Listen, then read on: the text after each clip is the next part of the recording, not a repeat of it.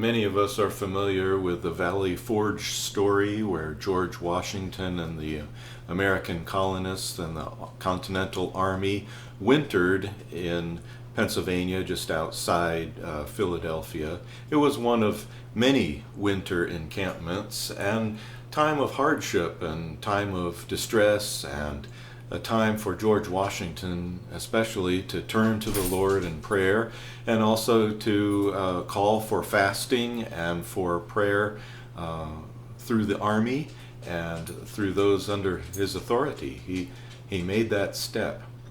We remember those times, and I was really privileged to go in the house where he stayed there at Valley Forge, and have this personal connection with the story that way of Washington going through the valley of the shadow of death, but then he and his army, of course, producing a victory years later with the defeat of the British soldiers at Yorktown, Virginia in 1781. These things, we should tell them again and again. We should remember the success. Yeah, the low spots, but then the success as well. And that's the same way with the church as well. There are times where the church was very small, with the disciples, just 12 of them with Jesus walking about Palestine.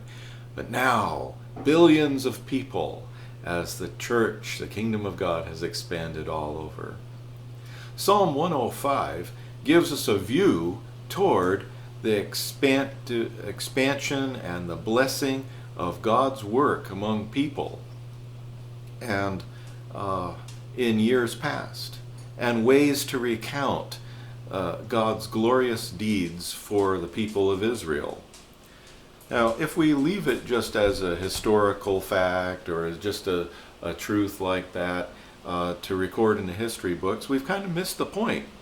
As Psalm 105 tells us, "Give thanks to the Lord, call upon his name, make known his deeds among the peoples, sing to him, sing praises to him, speak of all his wonders, glory in his holy name.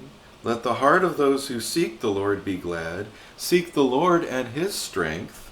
Seek his face continually.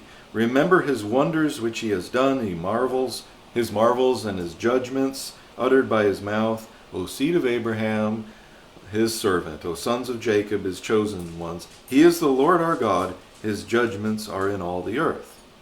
And then it goes from there to recount a historical account of God's deliverance from famine and down into Egypt and the deliverance there from Pharaoh and slavery eventually, and even later on opening the rock and water flowing out, dry place, telling the story of God's victory.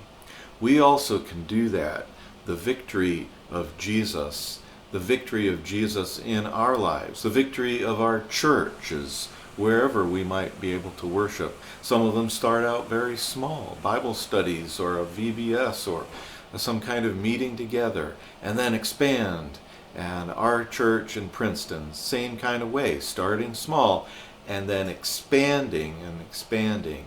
And it begins with telling the story of Jesus and his victory and having it take root in our lives as we are on the path toward victory for all eternity. God bless you with that victorious story to tell to the nations.